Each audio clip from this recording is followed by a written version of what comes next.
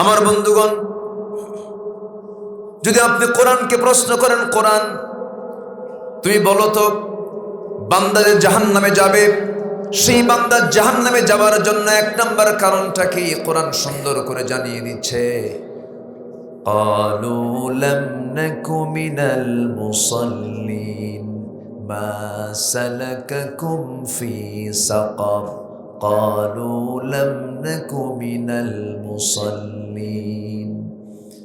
এই দুনিয়াতে আমরা নামাজ পড়ি নাই, আজান শুনেছি, দাওয়াত পেয়েছি, সব কিছু পেয়েছি, কিন্তু নামাজের ধারে পাশে যাই নাই। এই জন্য আজকে আমরা জাহান্নামে যাবার এক নাম্বার কারণ হলো নামাজ। আমার বন্ধুগণ, বুকটা ফেটে যায়, খুব কষ্ট হয়। আমার দেশে এমন দল আছে যে দলের নেতাও নামাজ পড়ে না, কর্মীও নামাজ পড়ে না। জনসভা শুরু হয় জোহরে, জোহর চলে যায়, আসর চলে যায়, মাগরিবে চলে যায়, আজান হয়, নামাজ কেউ পড়ে না, কর্মীও নামাজ পড়ে না। যে জায়গায় গেলে পরে নেতার নামাজ নেই, কর্মীর নামাজ নেই, নামাজের কোনো কর্মসূচি নাই, সেই সমস্ত কর্মসূচির মুখে আমরা থুতু মারি, ঠিক কিনা? আমার ভাইরা, যদি আজকে নামাজ ভিত্তিক সমাজ যদি গড়ে উঠত, যুব সমাজ নষ্ট হতো না, যুব সমাজ ধ্বংসের দিকে যেত না। আজকের এই মাহফিলটা যুব সমাজদের উদ্যোগে আয়োজিত। আমরা খুব বেজার না খুশি? খুশি তো নাকি? খুশি না? যুব সমাজ আজকে যে সময়, অধিকাংশ যুব সমাজ অবক্ষয়ের মুখে, ধ্বংসের দিকে, ঠিক সেই সময় এই কোড়ই কি পাড়া, আকন্দ পাড়ার যুবকরা তারা জান্নাতের বাগান সাজাতে ব্যস্ত। বলি আলহামদুলিল্লাহ। ম্যাক্সিমাম মাহফিলগুলো যুবকরাই পরিচালনা করে। কোথাও তো দেখলাম না এ পর্যন্ত যে কোথাও লেখা দেখছি বিরাট বুড়া সমাজ কর্তৃক আয়োজিত, দেখি নেই, যুবকরাই করে। এই যুবকরা আজকে কোরআনের ডাক দিয়েছে। যুবক, সেই নেতাকে মানবা না যে নেতা তোমাকে জাহান্নামে নিয়ে যাবে, যে নেতা তোমার হাতে মদের বোতল তুলে দেবে, যে নেতা তোমার হাতে নারী তুলে দেবে, যে নেতৃত্ব মানতে গেলে তোমার নামাজ লাগে না, ওই নেতৃত্বের কাছে যেও না, তোমার জীবন সব শেষ হয়ে যাবে, শান্তি পাবা না। আমার বন্ধুগণ, জীবনটাকে সুন্দরভাবে ঢেলে সাজাবো, ঢেলে সাজানোর জন্যই তো আল্লাহ রাব্বুল আলামিন কোরআনটা দিয়েছেন। সূরা হুজুরাতের মধ্যে আল্লাহ রাব্বুল আলামিন 10টা অর্ডার দিয়েছেন, 10টা হুকুম দিয়েছেন। একটা একটা করে বলবো, আমি জোরে বলি ইনশাআল্লাহ। এই 10টা হুকুম যদি কেউ মেনে চলে, সে ফেরেশতা চরিত্রের হয়ে যাবে। কি চরিত্রের হবে? ফেরেশতা চরিত্রের মতো হয়ে যাবে সে। নাম্বার 1 হলো ফাতাবায়ানু, তোমরা যে কোনো কথা বিশ্বাস করবে না, আগে ফাতাবায়ানু, ডিসকাস করবে, তদন্ত করবে। নাম্বার 2 হলো ফাসলিহু, মীমাংসা করবে, গন্ডগোল লাগাবা না। লেগেছে গ্রামে গন্ডগোল, গ্রামের মধ্যে সীমাবদ্ধ রাখবে, এটাকে শেষ করে ফেলবে, মীমাংসা করে ফেলবা। কোর্টের দিকে যাবা না, মামলার দিকে যাবা না। কার কথা? আসতে বলবেন না, কার কথা? নিজেদের মধ্যে ইসলাহ করে নেবে, সংশোধন করে নেবে। আমার বন্ধুগণ, নাম্বার 3 হলো ওয়াকসিতু, যখন তোমরা কোনো কিছুর ফয়সালা করবে, ন্যায় বিচার করবে, অন্যায় বিচার করবা না। আজকে যদি আমি প্রশ্ন করি, গোটা দুনিয়া জুড়ে ন্যায় বিচার বেশি না অন্যায় বিচার বেশি? ন্যায় না অন্যায়? ন্যায় না অন্যায়? অন্যায় বিচার বেশি। যদি কোনো বিচারক যদি সঠিক বিচার করতে পারে, আল্লাহ বলছেন, বান্দারে আমি আমার আরশ আজিমের ছায়ায় 7 শ্রেণীকে জায়গা করে দেব। এর মধ্যে 1 নম্বর শ্রেণী হলো ইমামুন আদিলুন, যে ন্যায় বিচারক, আমি তাকে আমার আরশ আজিমের ছায়ায় তাকে আমি জায়গা দিয়ে দেব। আরশ আজিম কোন পাড়া বলেন? আরশ আজিম কি এই পাড়া ও পাড়া? কোন দিকে, ডানে বামে না উপরে? বলেন, ডানে বামে না উপরে? এই সোজা। মাথার উপরে। আকাশ এক আকাশ না, কয় আকাশ বলেন? কোরআন বলছে কয় আকাশ? সাবআ সামাওয়াত, 7 আকাশ। একটু কান লাগান, কথাগুলো একটু জটিল, মনোযোগ দিতে হবে। আল্লাহ তাআলা 7 আকাশের উপরে আছেন। আল্লাহ তাআলা কত দূরে আছেন দেখেন। আমার আপনার দৃষ্টিতে আল্লাহ তাআলা কত দূর, কিন্তু আমার আল্লাহর কাছে তো দূরত্ব নয়। আমার আল্লাহ, আমি যেখানে বসে আছি এই জায়গা থেকে আমি যদি উপরের দিকে তাকাই, এখন এই মুহূর্তে কিছু তারকা দেখতে পাবো। আকাশে চাঁদ থাকলে চাঁদ দেখতে পাবো। দিনের বেলা মহাশূন্যের মাঝে নীলাকাশ দেখতে পাই। এই তো আমার দেখার দূর। এই পৃথিবী যতটুকুন, এর চাইতে সূর্য তার চাইতে ছোট না বড়? বিজ্ঞান ধারণা করে বলছে সূর্য পৃথিবীর চাইতে 13 লক্ষ গুণ বড়। এটা বিজ্ঞানীদের ধারণা। ওই সূর্যের চাইতে আবার মিটিমিটি করে জোনাকির মতো জ্বলে থাকা সেই তারকাগুলো আমরা রাতের বেলা দেখতে পাই, মিটিমিটি করে জ্বলতে থাকে সেই তারকাগুলো। সূর্যের চাইতে এমন কিছু তারকা আছে, একটা তারকা 33 কোটি গুণ বড়। জোরে কোন সুবহানাল্লাহ। কত কোটি গুণ? 33 কোটি গুণ। এক একটা তারকা যদি এত বড় হয়, অসংখ্য তারকারা আল্লাহ রাব্বুল আলামিন মহাশূন্যে ঝুলিয়ে রেখেছেন। মানুষ চাঁদের দেশে গেছে, মানুষ মঙ্গল গ্রহে বেড়াতে গেছে, ঘুরে আসছে, মঙ্গল গ্রহ দেখেছে মানুষ, চাঁদের দেশ মানুষ দেখছে। মানুষ যদি শখ করে চাঁদ দেখলাম, মঙ্গল গ্রহ দেখলাম, এখন দেখবো আমি কিছু তারকা। তারকার দেশে যদি কেউ যেতে চায়, সূর্যের কাছে তো যাওয়াই সম্ভব না, কারণ সূর্য জ্বালিয়ে পরে সারখার করে দেবে। যদি কেউ তারকার দেশে যেতে চায়, পৃথিবীর সবচেয়ে নিকটবর্তী তারকা হলো প্রক্সিমা সেন্ট্রাই। প্রক্সিমা সেন্ট্রাই নামক তারকার দেশে যদি কেউ যেতে চায়, দুনিয়ার কোনো বিমান, দুনিয়ার কোনো উড়োজাহাজ, দুনিয়ার কোনো কপ্টার দিয়ে হবে না। তাকে যেতে হলে চেষ্টা করতে হবে নভোযান দিয়া। আপডেট নভোযান হলো সবচেয়ে দ্রুতগামী যানবাহন, হলো অ্যাপোলো 11, যার ঘন্টার গতি হলো 39,000 কিলোমিটার। 39,000 কিলোমিটার বেগে সেই অ্যাপোলো 11-এ চড়ে যদি কোনো বান্দা রওনা দেয়, পৃথিবীর সবচেয়ে কাছের তারকার দেশ যদি দেখার জন্য রওনা দিয়ে দেয়, তার যেতে ওই পৃথিবীর সবচেয়ে নিকটবর্তী তারকার দেশে তার যেতে সময় লেগে যাবে 1,15,000 বছর মাত্র।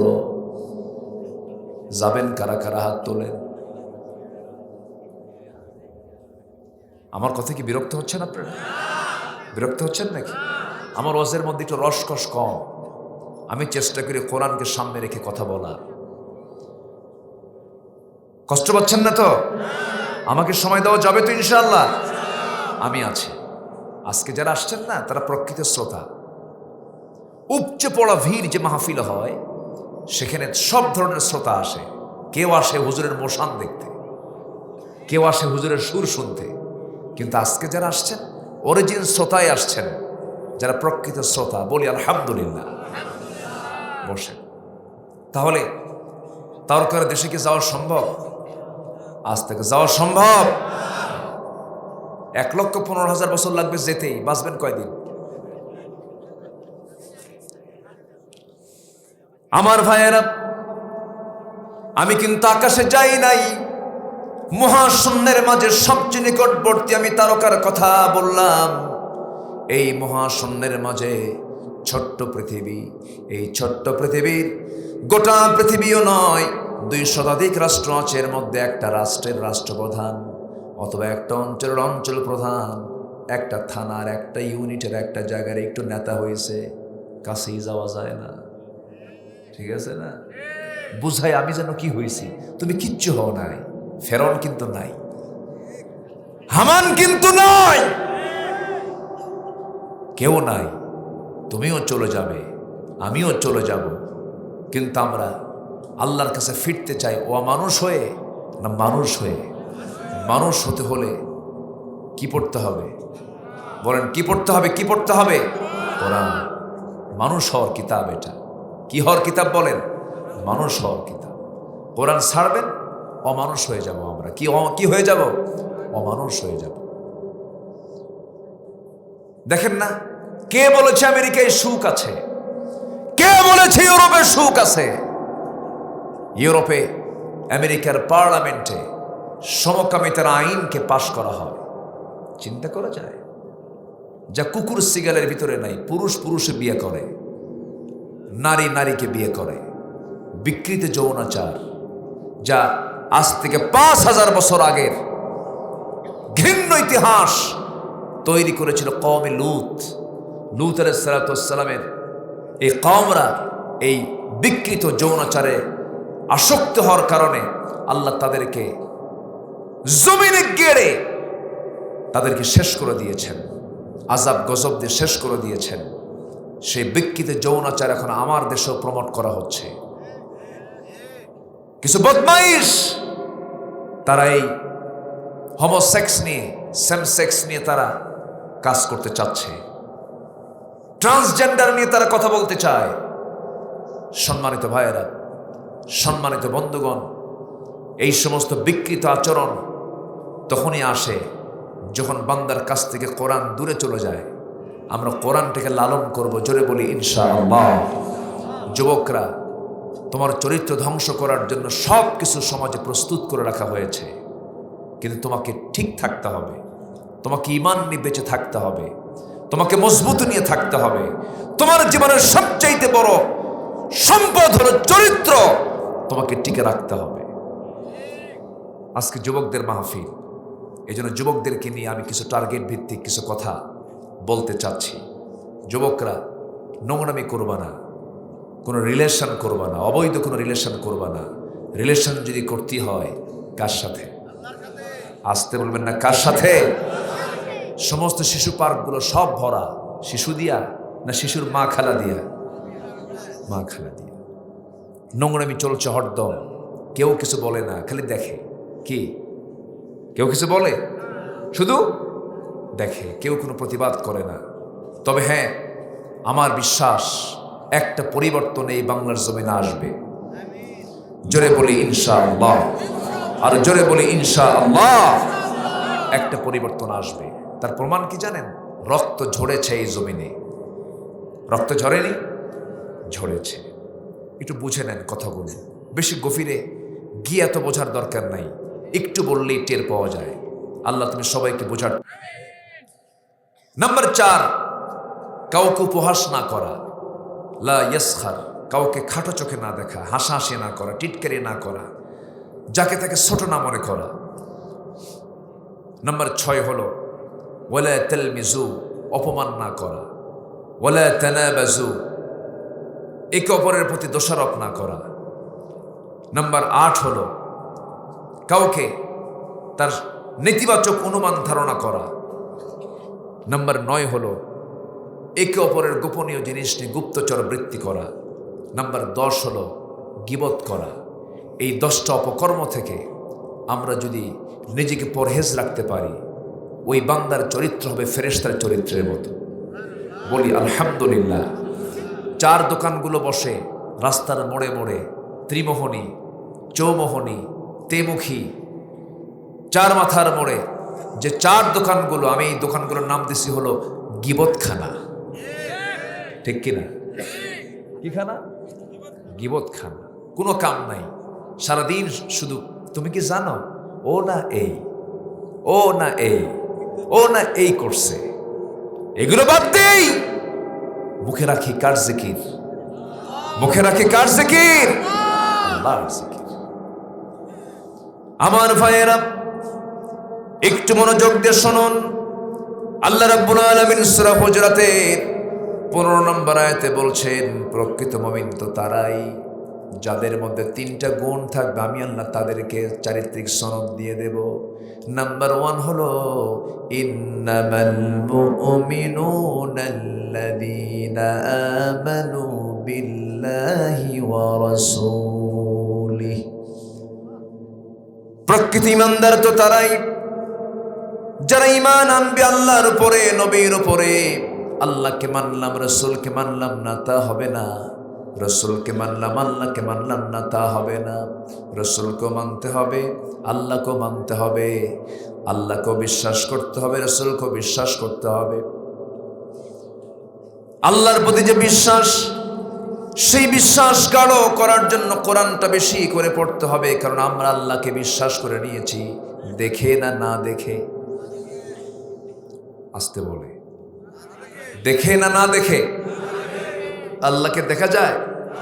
এই দুনিয়ার কেউ দেখতে পেয়েছে? আমরা কেউ দেখতে পেয়েছি?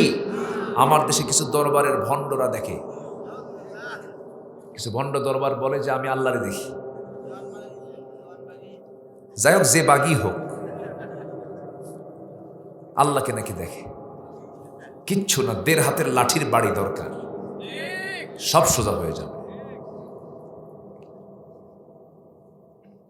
দরবারের বহু জায়গায় শুনি যে অমুক দরবার নাকি গায়েব জানে। গায়েবের মালিককে? আসতে বলবেন না, গায়েবের মালিককে? পৃথিবীর কেউ গায়েব জানে?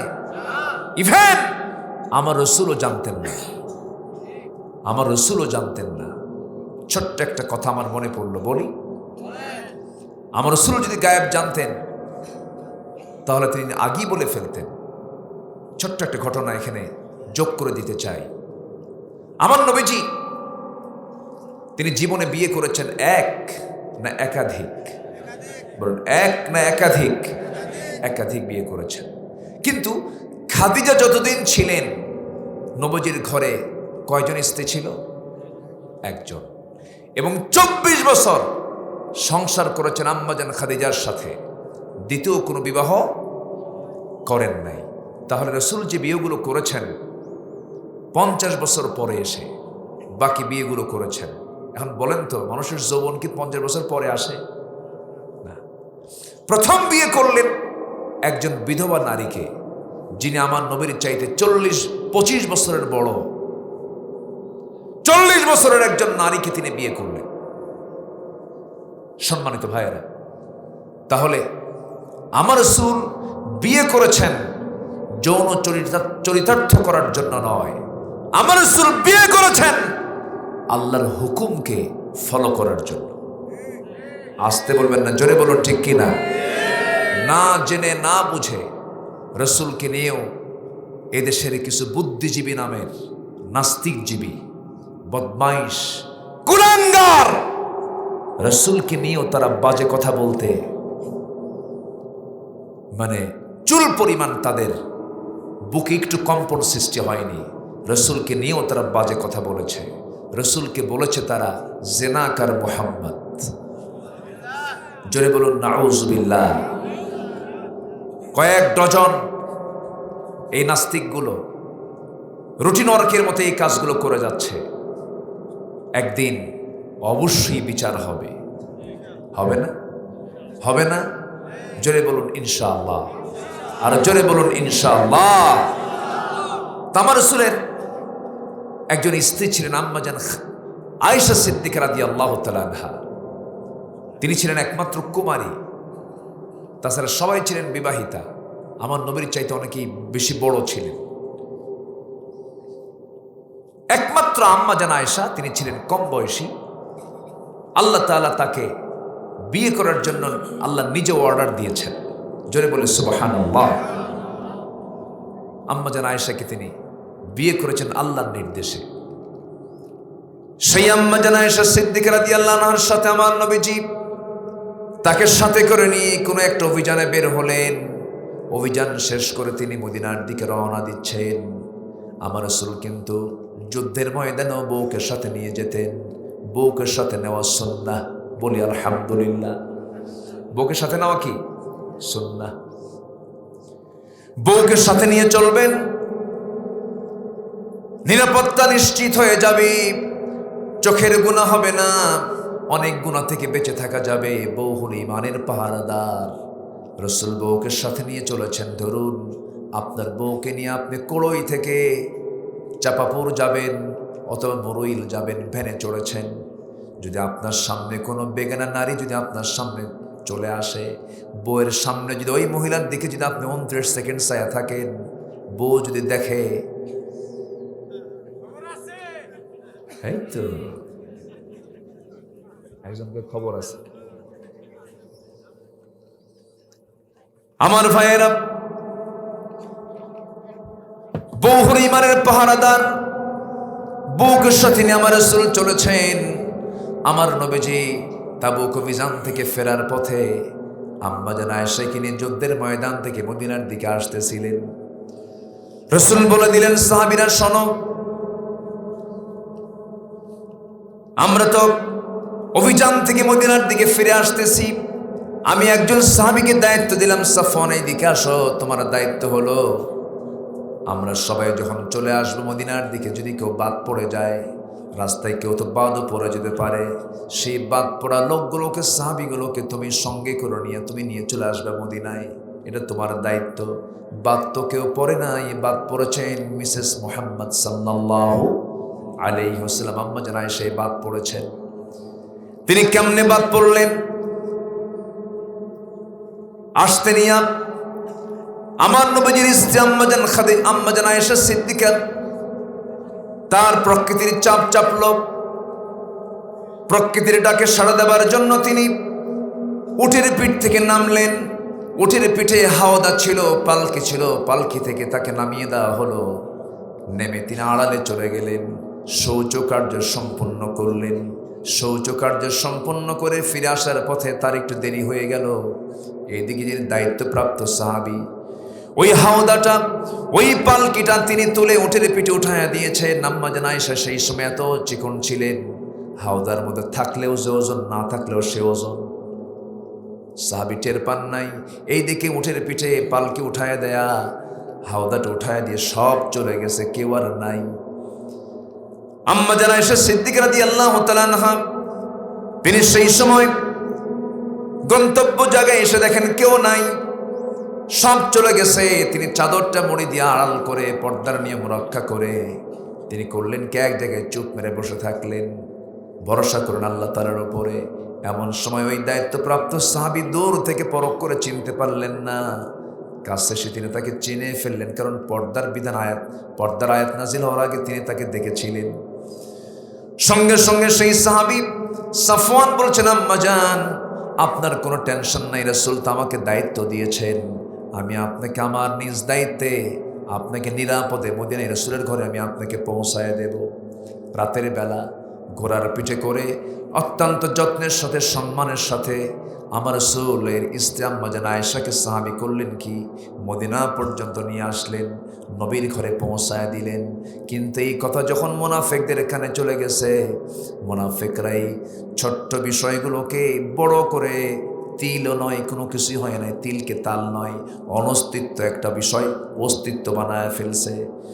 গোটা রাত ধরে, তোমরা কি জানো, গোটা রাত ধরে আয়েশা একজন পরপুরুষের সঙ্গে ঘোড়ার পিঠে চড়ে চড়ে আসছে, তার সতীত্ব নষ্ট হয়ে গেছে, এমন জাতীয় কথাগুলো মুনাফিকরা সমাজে ছড়িয়ে দিল। গোটা মদিনার আকাশে বাতাসে কথাগুলো ভাসতেছিল। নবীর কানে যখন এমন কথা যখন নবীর কান পর্যন্ত চলে এলো, আমার নবী আস্তে করে আম্মা জান আয়েশাকে ডাক দিয়ে বলছেন, আয়েশা শোনো, তোমার ব্যাপারে কি যেন শুনলাম, কি যেন আমার কানে এসেছে, গোটা মদিনার টক টক হয়ে গেছে। এই মুহূর্তে আয়েশা, আমার মনে হয় তোমার উচিত আমার ঘরে না থেকে তোমার বাবার ঘরে চলে যাওয়া। মেয়েদের বিয়ের পরে শ্রেষ্ঠ ঘর বাবার ঘর না স্বামীর ঘর? বাবার ঘর না স্বামীর ঘর? স্বামীর ঘর। কিন্তু রাসূল বললেন, আয়েশা তুমি তোমার বাবার ঘরে চলে যাও। আমার রাসূল যদি গায়েব জানতেন, রাসূল বলতেন, আয়েশা যা শুনতেছি সব ভুয়া, তুই থাক। কি ঠিক আছে না? ঠিক আছে কিনা বলেন? আমি কি কথা বলবো? আজকে ঘড়ি এত ঘুরতেছে কেন?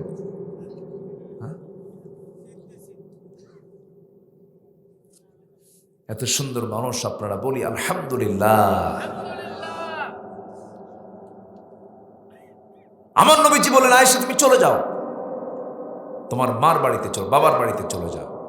আম্মা জান আয়েশার চোখে পানি, আমার নবীর চোখেও পানি, কারণ অশান্তি তো।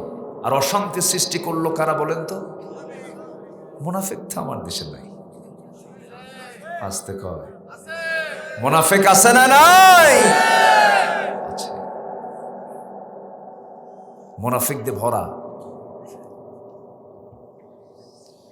আমার বন্ধুগণ, আম্মা জান আয়েশা বলছেন, ইয়া রাসূলুল্লাহ আপনি আমাকে অর্ডার দিয়েছেন আমি যেতে বাধ্য, আমি চলে যাচ্ছি বাবার ঘরে, তবে আমি আপনাকে একটা কথা বলে যাচ্ছি, আপনার আমার যে বিয়ের ফয়সালা এই দুনিয়াতে হয় না, আমার আপনার বিয়ের ফয়সালা হয়েছে আসমানে।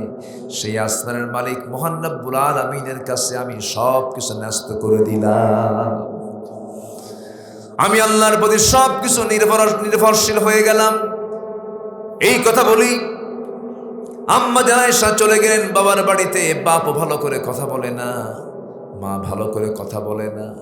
আম্মা জান আয়েশা সেজদায় পড়ে পড়ে চোখের পানি ফেলে ফেলে কাঁদতে কাঁদতে নখের মতো শুকনা হয়ে গেলেন। আমার নবীজি ঘুমাতে পারেন না, হাত আগায় দেন, রাতের বেলা ঘুমান, আয়েশা নাই, বুকটা খান খান হয়ে যায়, বালিশটা চোখের পানিতে ভিজে যায়।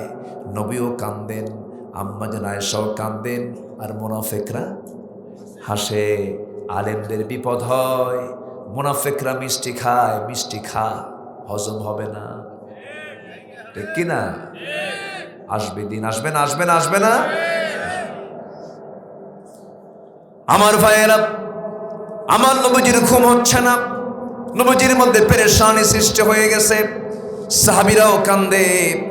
আমার নবীজির প্রাণপ্রিয় স্ত্রী আম্মা জান আয়েশা সিদ্দিকা এত দামি একজন নারী ছিলেন, আল্লাহ তাআলা তার শানে একাধিক আয়াত নাজিল করে দিয়েছেন, যার চারিত্রিক সনদ আল্লাহ তাআলা নিজে দিয়েছেন। আম্মা জান আয়েশা বলেন, 9টা কারণে আল্লাহ তাআলা আমাকে শ্রেষ্ঠত্ব দান করেছেন। নাম্বার 1, আমি 9 বছর বয়সে নবীজির স্ত্রী হওয়ার সৌভাগ্য অর্জন করেছি। 13 বছরের নববধূ হয়ে নবীর ঘরে পদার্পণ করেছি। নাম্বার 3, আমি জিব্রাইলকে নিজের চোখে দেখেছি। রাসূল আমার ব্যাপারে বলেছেন, শরীর খাবার যেমন শ্রেষ্ঠ খাবার, আমার আয়েশা হলো শ্রেষ্ঠ আমার স্ত্রী, আমি আয়েশাকে দারুণ ভালোবাসি।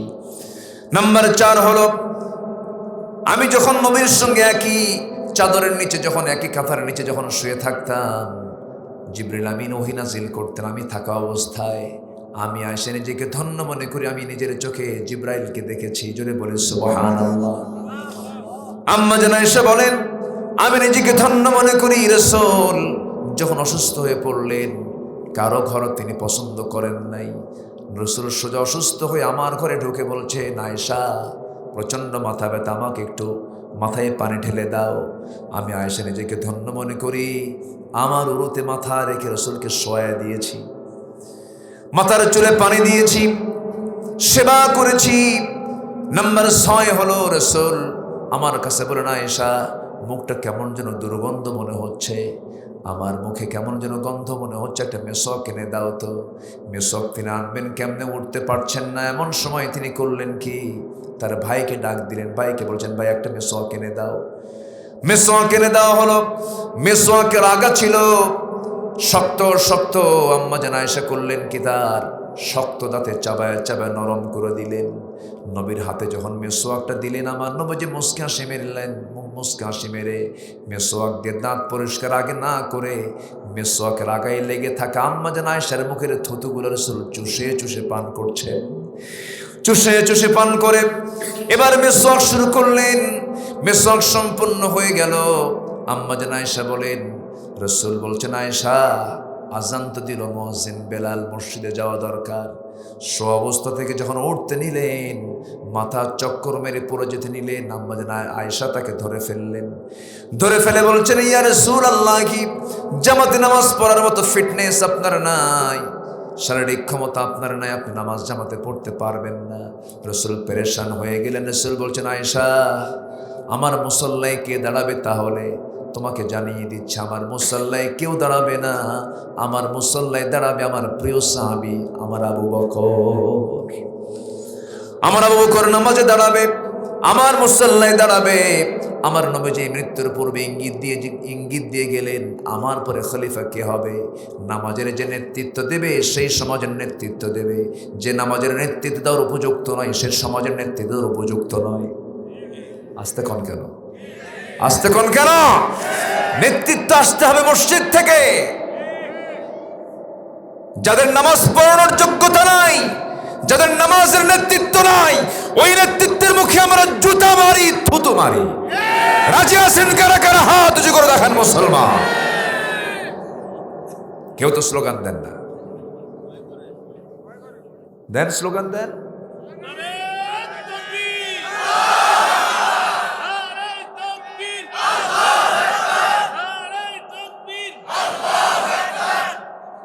আল কোরআনের আলো, কোরআন হাদিস যেখানে, কোরআন নাই যেখানে, নারায়ে তাকবীর। এই আওয়াজের দরকার আছে না নাই? এই আওয়াজ কেউ কিন্তু ভয় পায়, ভয় পায় না? ভয় পায়। এই আওয়াজের মধ্যে একটা মেজাজ আছে, একটা নুসরাত আছে, একটা সাহায্য আছে। কার? কার সাহায্য আছে বলেন? আল্লাহর সাহায্য আছে। সম্মানিত ভাইয়েরা, আমার নবীজি আম্মা জান আয়েশাকে বাবার বাড়ি পাঠায় দিলেন। কাদের ষড়যন্ত্র? মানে কাদের ষড়যন্ত্র বলেন? মুনাফিকদের। এই ঘটনাটা নিয়ে আসছি আমি হলো ইমানের আলোচনা করতে নিয়ে। রাসূল যে গায়েব জানতেন না, এই প্রেক্ষাপটটা আমি এই জন্য নিয়ে আসছি। যখন প্রেক্ষাপট চলে আসলো, ফিনিশিং দিয়ে যাই। আমার নবীজি আম্মা জান আয়েশাকে এত পছন্দ করতেন, রাসূল তার জীবনের শেষ নিঃশ্বাস ত্যাগ করেছেন আম্মা জান আয়েশার কোলে। আম্মা জান আয়েশা বলেন, নিজেকে ধন্য মনে করি, রাসূল যখন মারা যাবেন আমার উরুতে শোয়া ছিলেন। প্রচন্ড মাথা ব্যথা, শরীর ঘামতেছিল, প্রচন্ড জ্বর, গায়ে হাত দেওয়া যায় না। জ্বর সুন্নাহ, মাথা ব্যথা হওয়া সুন্নাহ। রাসূল জ্বরাক্রান্ত ছিলেন, মাথা ব্যথা রোগী ছিলেন। এবং সেই সময় একটা বিষয় যোগ হলো, সেটা হলো আমার নবীজির খাবারের মধ্যে ইহুদিরা বিষ মিশ্রণ করেছিল। দুজন সাহাবী সেই জায়গায় স্পট ডেট হয়ে গিয়েছিলেন, তারা দুজন সেখানে শহীদ হয়েছিলেন।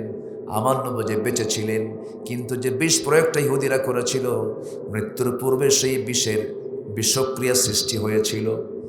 আমার বন্ধুগণ, নবীজির দেহের মধ্যে যারা বিষ ঢুকানোর চেষ্টা করে, ইহুদির বাচ্চারা আজও দুনিয়াতে আছে না নাই? আসতে বলবেন না, আছে না নাই? এই ইহুদিরা অসংখ্য পয়গম্বরকে দুনিয়া থেকে বিদায় করে দিয়েছে। যারা নবীদেরকে ছাড়ে না, তারা কি আমাদেরকে ছাড়বে নাকি? তারা কিন্তু আমাদেরকে ছাড়বে না। বাইতুল আকসা মুসলমানদের হাতে আসবে। জোরে বলি ইনশাআল্লাহ। আর জোরে বলি ইনশাআল্লাহ। আমার বন্ধুগণ, একটু কান লাগান, মনোযোগ দিয়ে শোনার চেষ্টা করুন। আম্মা জান আয়েশা বলেন, রাসূল যখন মারা যাবেন, নবীজি আমার ঘরে প্রচন্ড বিষক্রিয়া সৃষ্টি হয়ে গেছে। রাসূল একবার হোশ একবার বেহোশ, প্রচন্ড ঘামতেছেন আমার রাসূল। রাসূল যখন দুনিয়া থেকে বিদায় নিবেন, আম্মা জান আয়েশাকে ডাক দিয়ে বলছেন, আয়েশা, আমি তো দুনিয়া থেকে বিদায় নিয়ে নেব। আম্মা জান আয়েশা বলেন, আমি নিজেকে ধন্য মনে করি, রাসূল মারা যাচ্ছেন, আমার সঙ্গে তার সর্বশেষ কথা। এমন সময় হঠাৎ করে বলছেন, আয়েশা, আমার কলিজার টুকরা ফাতিমা কোথায়? নবীজি সবচেয়ে মেয়েদের মধ্যে সবচেয়ে বেশি পছন্দ করতেন, বেশি কাকে বলেন? আসতে বলবেন না, কাকে? ফাতিমাকে। রাসূল মেয়েদেরকে খুব পছন্দ করতেন। ফাতিমাকে বিয়ে দিয়েছেন খুব গরিবের সাথে, কিন্তু বিয়ে দিলে হবে কি, আমার রাসূল কোনোদিন 3টা দিন পার হয় নাই ফাতিমার সঙ্গে দেখা করা তিনি বাদ দিয়েছেন। মেয়ে বিয়ে দিয়ে 3 দিন পার হতে দেন নাই, মেয়ের খবর নিয়েছেন ঘন ঘন। আজকের সমাজে কিছু কিছু বাপ আছে, মেয়েদের বাপ আছে, বিয়ে দিয়া ভাসানির মতো একখান সালাম দিয়া জীবনও মেয়ের বাড়ি যায় না। আছে না? আসতে বলবেন না, আছে না নাই? তাহলে ছেলের দিকে টান, মেয়ের দিকে একটু কম টানে। আছে কিন্তু, আছে না? মেয়েকে সম্পদ দেয় না, মেয়েকে সম্পদ দেয় না, কিন্তু উনি ওইদিকে ট্রিপল হাজি। কি হাজি বলেন? ট্রিপল হাজি। হজ করতে যায়। হ্যাঁ হ্যাঁ, ডেলি বছর, হ্যাঁ প্রত্যেক বছর হজে যায়। মেয়ের সম্পত্তি ছেলেকে লিখে দিচ্ছে। আছে না নাই? ওটা কি হাসি না দুষ্ট? দুষ্ট। অনেক ভাই বোনকে সম্পত্তি বুঝায় দেয় না। আচ্ছা, আপনি কি বিরক্ত হচ্ছেন না? তারপর হুজুর, আপনি এগুলো কি সম্পত্তি বের হয়ে চলে যান? কি ও শুনতে আসলাম, সম্পদ বের হয়ে গেলে তো সমস্যা। এরকম চিন্তা আছে নাকি আপনাদের? বোনকে সম্পদ বুঝে দেয় না, খালি তাল বাহানা করে। বাপ মারা গেছে 1 যুগ আগে। লিযযাকারি মিসলু হাযযিল উনসাইন, সূরা নিসার 11 নম্বর আয়াত। সাইফুল ভাই উকিলরাও জানে তো, বন্টন করতে হয়। ছেলে যা পাবে মেয়ে তার অর্ধেক পাবে। কোরআন আগে মেয়ের অংশ বুঝে দিয়েছে। কোরআন আগে কার অংশ বুঝে দিছে? মেয়ের অংশ। বাপ মারা যায়, এক যুগ হয়ে গেছে, মেয়ের সম্পত্তির হক হয়ে গেছেন, অধিকারী হয়ে গেছে। ভাইরা জোর করে বোনের সম্পত্তিতে ধান লাগায়, সেই ধান গলায় ভরে, আর সেই টাকা দিয়ে হজে যায়। আছে না নাই? কেন এটা করা যাবে না? আবার মাঝে মাঝে বলে, বোনরা যখন এসে বলে, ভাই বহুদিন আগে বাপ মারা গেল, সম্পত্তিগুলো বুঝায় দাও, ভাইরা বুঝায় দেয় না। ভাই মাঝে মাঝে বোনকে পাশে বসায় বলে, বোন একটা কথা বলি কি, অংশ নিলে কিন্তু ধ্বংস হয়। দেখছেন কি ওয়াজটা দিল? এটা কি কোরআন থেকে ওয়াজ না শয়তান থেকে ওয়াজ? হ্যাঁ, কায়দায় মারছে না? হ্যাঁ, বদমাইশ এগুলো। যার হক তার কাছে দিয়ে দাও, নচেত তোমার জান্নাত বাজেয়াপ্ত হয়ে যাবে। জান্নাত কি হয়ে যাবে? এটা ঈমান। এটা কি বলেন? ঈমান। কথায় কথা বলে আমার বন্ধুগণ, আম্মা জান আয়েশা সিদ্দিকা রাদিয়াল্লাহু আনহা বলেন, রাসূল যখন মারা যাবেন আমি নিজেকে ধন্য মনে করি। আমি আয়েশা রাসূলের সঙ্গে সর্বশেষ কথা বলেছি। ফাতিমার কথা তিনি বলেন। ফাতিমা আমার নবীর সামনে এসে দাঁড়ালেন।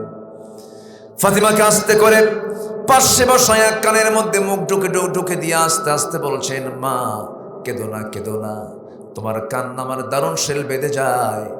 তোমার পিতা মুহাম্মদ কিছুক্ষণের মধ্যেই দুনিয়া থেকে বিদায় নিয়ে নেবে, আমি চলে যাব। আমি তোমাকে বলে যাচ্ছি, তুমি আমার দুনিয়ার জিন্দেগিতে যেমন কাছে কাছে ছিলে, কবরের জিন্দেগিতে আমি দুনিয়া থেকে বিদায় হলে তুমি আমার কাছাকাছি হয়ে যাবে, মানে আমার পরেই তোমার মৃত্যু হয়ে যাবে। ফাতিমার কান্না বন্ধ হয়ে গেল। মৃত্যুর কথা শুনলে মানুষ ভয় পায়, কিন্তু ইমানদার মৃত্যুর কথা শুনলে আরো খুশি হয়। কারণ মৃত্যু এমন একটা মাধ্যম, মৃত্যু না হওয়া পর্যন্ত আমার আল্লাহর সঙ্গে বান্দার কখনো দিদার হবে না। মৃত্যু আমাদের জন্য আনন্দের সংবাদ, বলি আলহামদুলিল্লাহ। আমার ভাইয়েরা, ফাতিমাকে রাসূল বিদায় জানায় দিলেন। রাসূল দুনিয়া থেকে বিদায় নিবেন। এর মাঝে রাসূল বলছেন, ও আয়েশা, আমি মনে হয় দুনিয়া থেকে বিদায় নিয়ে নেব, দেখো তো ঘরের মধ্যে কোনো কিছু আছে নাকি। তন্ন তন্ন করে খুঁজে কয়েকটা স্বর্ণের টুকরা বের হলো। রাসূল হাতের তালুতে নিয়ে বলছেন, আয়েশা, এতটুকু সম্পদ আমি দুনিয়ায় রেখে যেতে চাই না, এটা আমি আল্লাহর পথে দান করে চলে গেলাম।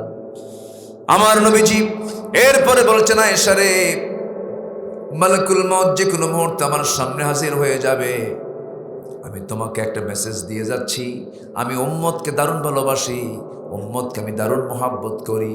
আমার উম্মতদেরকে সর্বশেষ একটা মেসেজ দিয়ে দিবা, আমার উম্মতরা যেন কখনো 5 ওয়াক্ত নামাজ না ছেড়ে দেয়। সবাই কি নামাজ পড়তে রাজি আছি নাকি? সবাই কি নামাজ পড়তে রাজি আছি? 5 ওয়াক্ত নামাজ পড়বেন কারা কারা একটু হাত তুলে দেখান তো দেখি। জোরে বলি ইয়া আল্লাহ, আরো জোরে বলি ইয়া আল্লাহ। আমাদেরকে 5 ওয়াক্ত সালাত আদায় করার তৌফিক তুমি আল্লাহ দিয়া দাও। জোরে বলি আমিন, আরো জোরে আমিন, আরো জোরে আমিন। সম্মানিত ভাইয়েরা, ঈমান আনতে হবে আল্লাহর উপরে, নবীর উপরে, আংশিক না পুরোপুরি? পুরোপুরি। রসুলকে শুধু নামাজে মানবেন, রসুলকে সমাজে মানবেন না। রসুলকে নামাজে মানবেন, চোখের সুরমায় মানবেন, দাড়িতে মানবেন, লেবাসে মানবেন, দাঁত ভাঙ্গায় মানবেন না। এটার নাম ঈমান নয়, এটা প্রতারণা, এটা মুনাফিকি। যার আদর্শ নবীর আদর্শ নয়, যার চেতনা নবীর চেতনা নয়, সে ব্যক্তির ঈমান প্রশ্নবিদ্ধ, সে ব্যক্তির ঈমান কখনো নির্ভুল হতে পারে। সম্মানিত ভাইয়েরা, আল্লাহ তাআলা ইমানের পরই আবার আরেক কথা বলছেন ইমানকে মজবুত করার জন্য, সুম্মা লাম ইয়ারতাবু, যারা ইমান আনার পরে যারা সন্দেহ করবে না। পরকাল কি আছে না হুজুররা কয়? কি কথা কি বুঝতেছেন আপনারা? এই যে সন্দেহ, এই সন্দেহ তখনই কাজ করে যখন তার ভিতরে এই কিতাবের জ্ঞান না থাকে। এই জন্য আল্লাহ তাআলা প্রথম হুকুম দিয়েছেন নামাজ নয়, প্রথম হুকুম দিয়েছেন রোজা নয়, প্রথম যে ওহীটা নাজিল হয়েছে সেটা কি বলেন তো? পড়ো। বলেন কি? বলেন বলেন তো। পড়ো। কার নামে? আসতে বলবেন না, কার নামে? আল্লাহর নামে পড়ো। আমার ভাইয়েরা, বেশি করে পড়তে হবে, জানতে হবে। বুড়া চাচা বয়স 70 বছর, যদি বলি চাচা কোরআনটা পড়েন, বাবা মুখে আসে না, পারি না, উচ্চারণ হয় না। কিন্তু যদি বলি চাচা আদমদিঘির পৌরসভার সামনে আপনার 10 কাঠা জায়গা আছে, সেই 10 কাঠা জায়গার দাগ নাম্বার কত? ওকে 93। ঠিক আছে না? কোন পুকুরের কোন দাগ নাম্বার কত, খতিয়ান কত, মাঠ পড়সা কত, সব নাম্বারগুলো তার টনটনা মুখস্থ। কিন্তু যখন বলি চাচা কোরআনটা পড়তে পারে নাকি, বাবা মুখে আসে না। কিন্তু চাচা আপনি তো ভুলে গেলেন, দুনিয়ার দাগ নাম্বার ভুললেন না, কিন্তু আপনি জান্নাতের দাগ নাম্বার ভুলে থাকলেন। কোরআন তো এমন একটা কিতাবের নাম যে কিতাবের মধ্যে জান্নাতের দাগ নাম্বার খুঁজে পাওয়া যায়। জান্নাতের দাগ নাম্বার কোরআনে আছে না নাই? আচ্ছা, দাগ নাম্বারগুলো খুঁজে খুঁজে বের করে, জান্নাতের লাইনগুলো খুঁজে খুঁজে বের করতে হবে দুনিয়াতেই, নচেত মারা যাওয়ার পরে আর খুঁজে পাওয়া যাবে না। দুনিয়া থেকে বিদায় হওয়ার আগেই জান্নাতের রাস্তাগুলো চিনে চিনে নিতে হবে, কোরআন দিয়ে চিনে চিনে নিতে হবে। কোরআন তেমন একটা মানচিত্রের নাম, যে মানচিত্র ভালো করে পড়তে পারলে বান্দা দুনিয়াতে বসেই জান্নাতের দরজাটা দেখতে পারবে, জান্নাতের সমস্ত কিছু সে দেখতে পারবে। এটা এমন একটা আয়না, যে আয়নায় চোখ রাখলে বান্দা দুনিয়াতে বসেই জান্নাত জাহান্নামের দৃশ্যগুলো দেখতে পারে। আমার বন্ধুগণ, জান্নাত খুব সহজ একটা বিষয়, শুধু একটা বিষয় ক্লিয়ার করব আমরা, সেটা হলো আমার বন্ধুগণ তাসকিয়াতুন নফস, নফসের শুদ্ধতা আমরা নিয়ে আসবো। হারামকে হারাম বলবো, হালালকে হালাল বলবো, ন্যায়কে ন্যায় বলবো, অন্যায়কে অন্যায় বলবো, প্রহিবিটেডকে প্রহিবিট বলবো, লেজিটিমেটকে লেজিটিমেট বলবো। হারামকে হালালের সঙ্গে সংযুক্ত করব না, মিশ্রণ করব না। যদি কোনো বান্দা হারামকে না বলে, আল্লাহ তার জন্য জাহান্নামকে না বলবেন। যদি বান্দা হালালকে হ্যাঁ বলে, আল্লাহ তাআলা তার জন্য জান্নাতকে হ্যাঁ বলবেন। হারামকে না বলে হালালকে গ্রহণ করে বান্দা যদি দুনিয়া থেকে বিদায় হয়, ওই বান্দার জন্য আল্লাহর 8টা জান্নাত অপেক্ষা করছে। জোরে বলে সুবহানাল্লাহ। সব জানবো আমরা কোন কিতাব থেকে? বলেন, আসতে বলবেন না, কোন কিতাব থেকে? কোরআন থেকে আমরা জানবো। এই জন্য আমরা সন্তানদেরকে কোরআন শেখাবো, নিজেও শিখবো, পরিবারকে শেখাবো। বউকে বলবো, বউ আমার সকালবেলার নাস্তা হবে, তোমার নামাজ বাদে খাবো না। দুপুরবেলার খাবার তৈরি হবে, তোমার নামাজ বাদে খাবো না। রাতের বেলা খাবার প্রস্তুত হবে, তোমার নামাজ বাদে খাবো না। এমন করে আপনি পরিবেশটা তৈরি করুন। সন্তানদের প্রথম সবক হবে নামাজ। কোরআন, দিনটা শুরু হবে নামাজ দিয়া, তারপরে দিনটা শুরু হবে কোরআন দিয়া। প্রত্যেকটা বাড়িতে বাড়িতে যদি এমন পরিবেশ তৈরি হতো, আল্লাহর কসম করে বলি সমাজটা জান্নাতের টুকরা হয়ে যেত। ধরুন এই কোড়ই কি পাড়া, আখন্দ পাড়া, এই গ্রামকে আপনি আদর্শ গ্রাম তখন বলতে পারবেন। সব ঘরে ঘরে মাস্টার্স পাস করেছে, এটাকে আদর্শ বলতে পারবেন না। সবাই শিক্ষিত, এটাকে আদর্শ বলতে পারবেন না। আদর্শ গ্রামের 1 নম্বর বৈশিষ্ট্য হলো, সেই গ্রামের যে মসজিদটা আছে, সেই মসজিদের যদি ফজর নামাজের মুসল্লি যদি জোহরের চাইতে বেশি হয়, বুঝতে হবে সেই গ্রামটা হয়ে গেছে আদর্শ গ্রাম। কথা বোঝা যায়? আজকে যুব সমাজ যারা আজকে মাহফিলটার ডাক দিয়েছেন, আমি তাদেরকে উদাত্ত আহ্বান জানাবো, নামাজ বাস্তবায়ন কমিটি বানান। কি ঠিক আছে না? আমি একটা আইডিয়া দিলাম, নামাজ বাস্তবায়ন কমিটি বানান। খাতায় লেখেন এই গ্রামের কোন কোন যুবকদের নামাজ যাদের উপরে ফরজ, কারা কারা নামাজ পড়ে না তাদের তালিকা করেন, সুন্দর করে প্ল্যান করেন, সুন্দর করে হিকমতপূর্ণ দাওয়াত দেন, তাদেরকে নিয়ে বসেন। নার্সিং করেন, বুঝান। আপনি বুঝাবেন, আল্লাহর কসম করে বলি, ওয়াল্লাযীনা জাহাদু, যে চেষ্টা করে আমি তার জন্য পথ খুলে দেই। এই গ্রামের যদি প্রত্যেকটা সদস্য যদি মসজিদমুখী হয়ে যায়, নামাজমুখী হয়ে যায়, একটা মার্কেটের দোকানদার সমিতি থাকে, সমিতির সভাপতি যদি বলে আজান যখন হবে সব দোকানের শাটার বন্ধ, আল্লাহু আকবার, সমাজ তেমন করে পরিবর্তন করতে হবে। অনেক যুব সমাজ মাহফিলের ডাক দেয়, কিন্তু যুবকরা নিজেরা নামাজ পড়ে না। আছেন মাহফিল করে, হুজুর মাহফিল করে আবার নামাজ পড়তে হবে, কি কথা কি বুঝতেছেন? ওয়াজ শোনে, ফজর নামাজ পড়ে না। হুজুর ওয়াজ তো শুনতে খুব মজা, খুব ভাল লাগে হুজুর, কিন্তু ফজর নামাজের সময় হুজুর পানি ঠান্ডা। কাম তো হলো না, বাস্তবতায় চলে আসতে হবে, আমল আখলাকের পরিবর্তন আনতে হবে, নিজের জীবনকে চেঞ্জ করে নিতে হবে, সমাজকে পরিবর্তন করতে হবে। এই দায়িত্ব একার না সবার?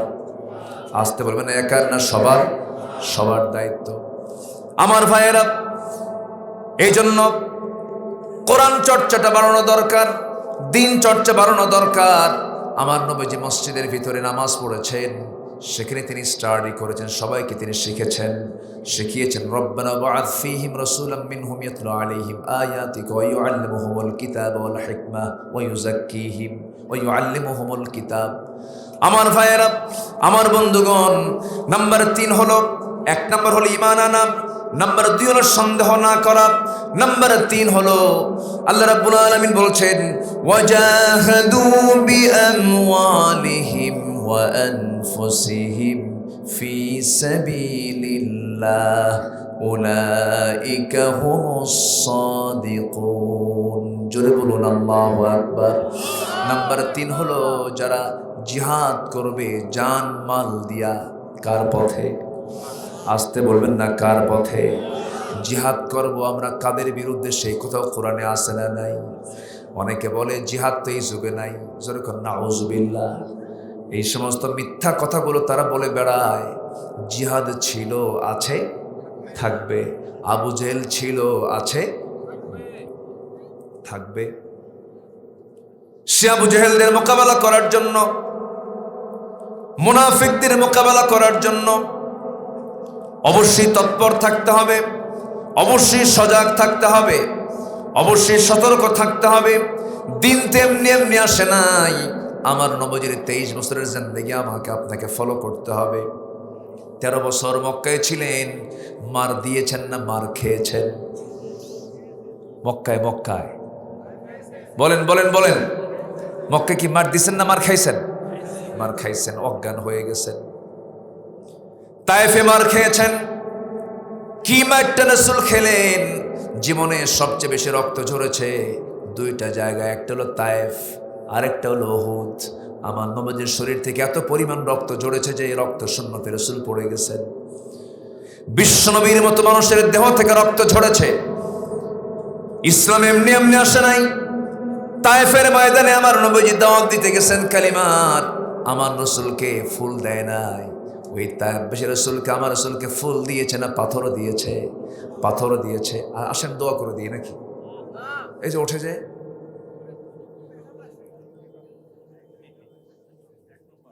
কি চাপ? চাপ চাপ, নিম্নচাপ। বসেন না, একটু বসেন। কত সময় চলে যায় এদিক সেদিক, কত সময় আমরা ব্যয় করি। একটু বসেন। কোরআন একদিন আমার আপনার জন্য সাক্ষী হয়ে যাবে এই জায়গায় বসার জন্য। বলি আলহামদুলিল্লাহ। এই জায়গার দাম কত যদি কেউ বুঝতো, উঠতো না। শুক্রবারের সবার আগে যে মসজিদে যায়, আল্লাহ তাআলা তাকে একটা উট কুরবানির সওয়াব দিয়ে দেন। আজকের মাহফিলে যিনি শোনার জন্য কোরআন, মানার জন্য কোরআন যিনি সবার আগে আসছেন, তার সওয়াব কম না বেশি? এবং সবার পরে যিনি যাবেন, তার সওয়াবও কম না বেশি? বেশি। মাহফিলে বসে যদি মজা না পান, তাহলে ভাবতে হবে এখানে ষড়যন্ত্র শুরু হয়ে গেছে। কার? কার? ওর ষড়যন্ত্র নাই না কি? মানে শয়তান মনে হয় আদম দিকে আসে না। হ্যাঁ, আসে? শয়তান কি আদম দিকে আসে? শয়তান জিনিস, শয়তান জান্নাতেও যায়। আমার আব্বা আদম কোথায় ছিলেন? বলেন কোথায় ছিলেন? তাহলে ওয়াসওয়াসা দিছে আমার আব্বা আদমকে কোথায় গিয়ে? জান্নাতে গিয়ে। তো শয়তান যদি জান্নাতে যেতে পারে, আদম দিকে আসে না? আসে। বসেন, একটু বসেন, আর একটু সময় কথা বলবো। 3টা পয়েন্ট তো, আর একটা পয়েন্ট আছে, একটু আলোচনা করে শেষের দিকে আমি আস্তে আস্তে চলে যাব। ওয়াদা করতে হবে নামাজকেও ছাড়বো না, রাজি আছি তো? ওয়াদা করতে হবে হারাম কিছু কাজ, হারাম কোনো খাদ্য এর ধারে পাশে যাব না। জোরে বলে ইনশাআল্লাহ। মানলে জান্নাত, মানলে কি জান্নাত। আমার বন্ধুগণ, তায়েফের ময়দানে রাসূল এমন মার খেলেন, সবার কম বেশি জানা আছে ইতিহাসগুলো, এরপরও বলি। বারবার বললে পর ইমানগুলো তাজা হয়ে যায়। নবীর সুন্নাহর দিকে তাকালে ইমানগুলো তাজা হয়ে যায়। ওই তায়েফের ময়দান আমি বহুবার গিয়েছি, যতবার মক্কায় গেছি ততবার তায়েফে গিয়েছি। রাসূলের স্মৃতি বিজড়িত জায়গাগুলো বারবার দেখার শখ হয়, দেখেছি বহুবার। ওই তায়েফের মাটিতে রাসূল কেন গেলেন? আমার নবীজি যখন ভূমিষ্ঠ হন, আরবের প্রথা অনুযায়ী তিনি দুধমা হালিমার ঘরে গিয়ে অবস্থান করলেন। 5টা বছর তিনি সেখানেই থাকলেন। 5টা বছর যে জায়গায় থেকেছেন সে এলাকার নাম হলো বনু সাদ। এই জন্য হালিমাতু সাদিয়া বলা হয়। বনু সাদে যেতে তায়েফ দিয়ে যাওয়া লাগতো, এই জন্য রাসূল তায়েফটাকে চিনে ফেলেছিলেন। নবুয়তের পর মনে মনে ভাবলেন মক্কাতে দাওয়াতি কাজ বন্ধ, যাই তায়েফের মধ্যে কালিমার দাওয়াত দিতে যাব। কালিমার দাওয়াত দিতে গেলেন, নবীজি ফুল না পেয়ে পেলেন পাথর। নবীজির দেহ রক্তরঞ্জিত হলো, ক্ষতবিক্ষত হয়ে গেল। মাথা থেকে পা পর্যন্ত সব জায়গায় খোসা খোসা চিহ্ন হয়ে গেছে, রক্তাক্ত হয়ে পড়েছেন রাসূল। এত পরিমাণ রক্ত ঝরেছে, সিরাত গ্রন্থে এসেছে জুতার তলার সঙ্গে পায়ের তলার জমাট বেঁধে গেছে, টেনে টেনে বের করতে পারেন না। জিবরিল আমিন এসে বলছেন, ইয়া রাসূলুল্লাহ, এই তায়েফের মানুষ আপনাকে এত মার দিল, এত মারল, আপনি তাদের জন্য লানত করুন, আপনি যা বলবেন তাই হয়ে যাবে। রাসূল বলছেন, জিবরাইল, আমি নূহের মতো দোয়া করব না, আমি মুসার মতো দোয়া করব না। এই সমস্ত লোকগুলো আমাকে না চিনে না বুঝে মেরেছে, আমি এদেরকে মাফ করে দিলাম। আমার নবীর মধ্যে ছিল ক্ষমার নীতি না প্রতিশোধের নীতি? ক্ষমার নীতি। আমরা কি নীতি মানব বলেন? ক্ষমা করে দেব। প্রতিশোধ নিবেন, কিছুক্ষণ মজা পাবেন, পরে আর ভাল লাগবে না। ক্ষমা করে দিবেন, সারা জীবন এর মজা আপনি অনুভব করবেন। আমার বন্ধুগণ, আমার নবীজি ক্ষমা করে দিলেন। ওই জায়গা থেকে আবার তিনি উঠে দাঁড়ালেন। আমার নবীজি 2টা জায়গায় সবচেয়ে বেশি না খেয়ে থেকেছেন, বেশি সময় লং টাইম না খেয়ে থেকেছেন। না খেয়ে থাকার ডিউরেশনটা ওই 2 জায়গায় বেশি ছিল। একটা হলো তায়েফে খাবার পান নাই, 3টা দিন 3টা রাত না খাওয়া রাসূল। নবীজির পেটে কোনো খাবার যায় নাই। আমার নবীজি ওই না খাওয়া রাসূল, ওই দেহে থেকে রক্তগুলো ঝরতেছে, মুখ থুবড়ে জমিনে পড়ে গেছেন। আমার নবীর পাশে কেউ নাই। সেন্স যখন ফিরে এসেছে দৌড় মেরে চলে গেছেন। গিয়ে দেখেন একটা আঙ্গুর বাগান, আঙ্গুর বাগানের মধ্যে ঢুকে গেলেন একজন কেয়ারটেকার। সেই কেয়ারটেকার রাসূলকে দেখে রাসূল চিত হয়ে পড়ে আছেন। দয়া হলো, সুন্দর চেহারার মানুষ। সেই কেয়ারটেকার করলো কি, আঙ্গুর বাগান থেকে কয়েকটা থোকা থোকা আঙ্গুর হাতের মধ্যে পেড়ে নিয়া মোটে চিপে চিপে 1 গ্লাস রস করে নবীর হাতে দিয়ে বলছে, যুবক তাড়াতাড়ি আঙ্গুর রসটা খাও, নচেত মরে যাবে, খুব রক্তক্ষরণ হচ্ছে তোমার। নবীর মুখে হাসি নাই, এমনকি শব্দ পর্যন্ত বের হচ্ছে না, মুখে আওয়াজও নাই, ক্ষুধার যন্ত্রণায়। আমার নবীজি হাতের মধ্যে গ্লাসটা নিলেন, হাত কাঁপতেছে, বিসমিল্লাহ বলে 3 ঢোকে পান করলেন, মুস্কি একটা হাসি মারলেন। যুবকের দিকে তাকায় বলছেন, যুবক তোমার নাম তো আদ্দাস। সঙ্গে সঙ্গে আদ্দাস আশ্চর্য হলো, দেখা হলো না, কথা হলো না, কোনোদিন আমার চিনল কেমনে? এবার আদ্দাস বলতেছে, আপনি আমাকে চিনলেন কেমনে? রাসূল বলছেন, ও আদ্দাস, তোমার গ্রামের বাড়ির নাম হলো নিনুয়া। আমার গ্রামের বাড়ির নাম নিনুয়া, তোমাকে কে বললো? এবার রাসূল বলছেন, তুমি যে গ্রামে জন্ম নিয়েছো সেই গ্রামে জন্ম নিয়েছেন আল্লাহর পয়গম্বর ইউনূস আলাইহিস সালাতু ওয়াস সালাম। অবাক হয়ে সেই যুবকটা বলতেছি, এত তথ্য তোমাকে কে দিল? তোমার তো জানার কথা নয়।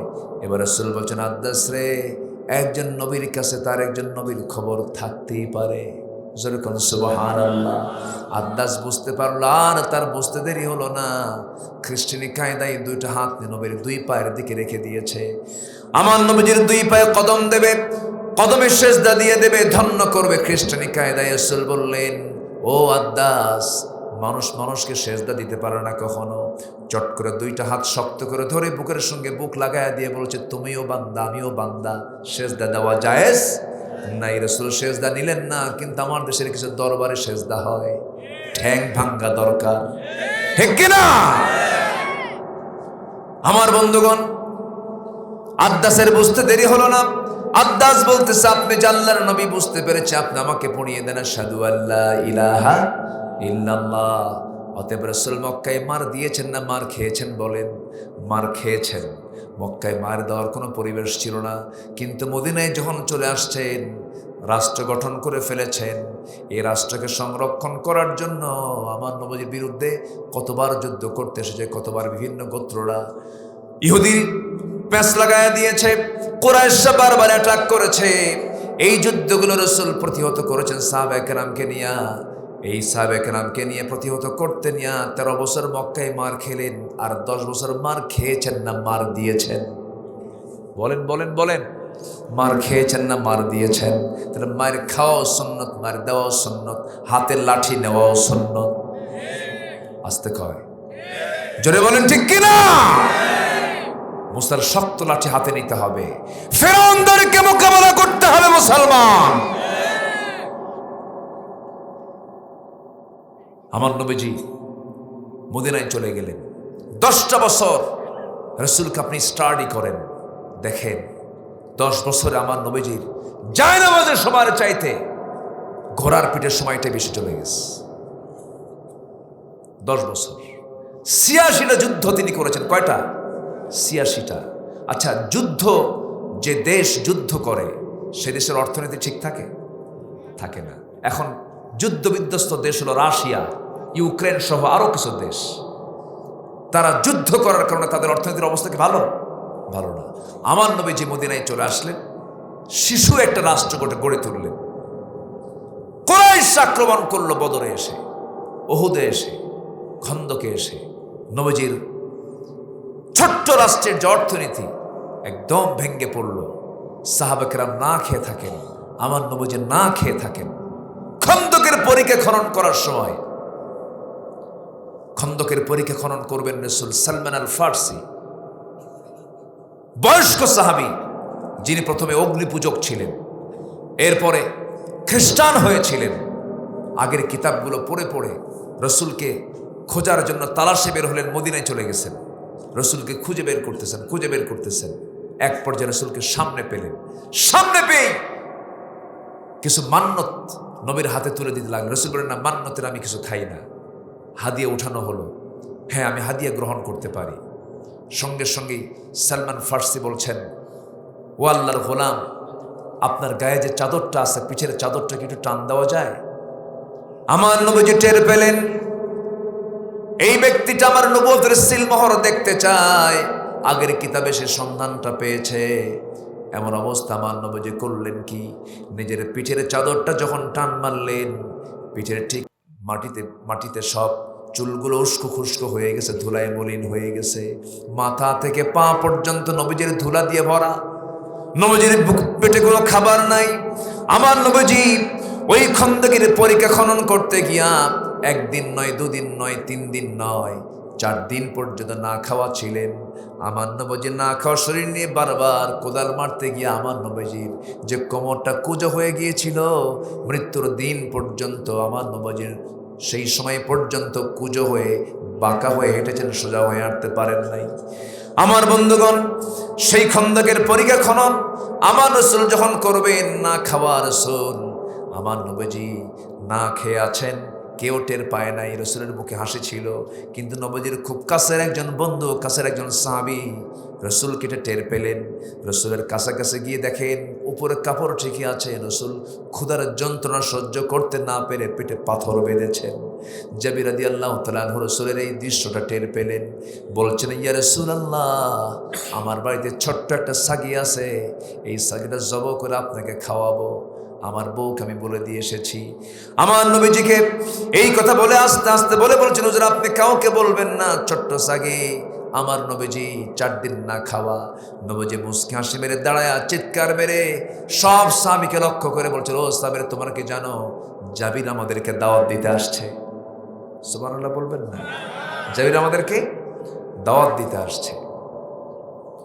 জাবির তো টেনশনে পড়ে গেছেন। বাড়িতে গিয়ে বউকে বললেন, বউ আমার রান্না বান্না হচ্ছে কয়েক কেজি গোশত। ছোট্ট সাগি কিন্তু রাসূল তো সবাইকে দাওয়াত দিয়ে ফেলেছেন। এর সঙ্গে সঙ্গে বউ বলছে, আমি তো আপনাকে বলেই দিয়েছি, শুধু রাসূলের কানে আস্তে আস্তে বলবেন। তিনি বলছেন, আমি রাসূলকে আস্তে আস্তে বলেছি, কিন্তু রাসূল তো একা খাওয়ার মানুষ নন। রাসূল আগে খেয়েছেন না খাওয়াইছেন? খেয়েছেন না খাওয়াইছেন? আর আজকের নেতাগুলো খায় না খাওয়ায়, আজ থেকে খায় না খাওয়ায়, খালি কি খায় না পাসারও করে, পাসার করে।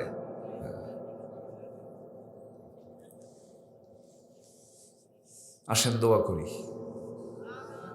হ্যাঁ কি করবো? আলোচনা চলো। হুজুর মরুক।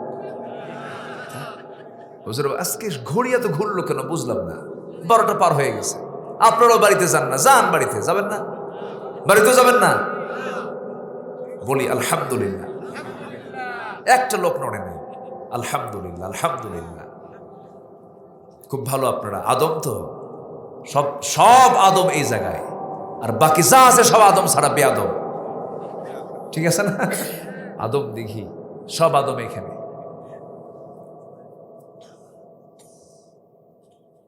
আমার রাসূল যখন এই কথা বললেন, জাবির দৌড় মেরে চলে গেছেন বাড়িতে। কে? বাচ্চার আম্মা কাম সারছে। রাসূল তো সবাইকে দাওয়াত দিয়ে ফেলছে। মহা টেনশন। সব সাহাবী না খাওয়া চলে গেছেন জাবিরের বাড়িতে। বাড়িতে গিয়ে বলছেন, জাবির কোথায় তুমি? মুখটা শুকনা, কি খাওয়াবো? রাসূল বলেন, শোনো, রানছো তুমি আর আমি বন্টন করব। সুবহানাল্লাহ বলবেন? তোমার বউকে বলে দাও, হাড়িতে যা রান্না আছে হাড়ির যেন ঢাকনা না খোলে।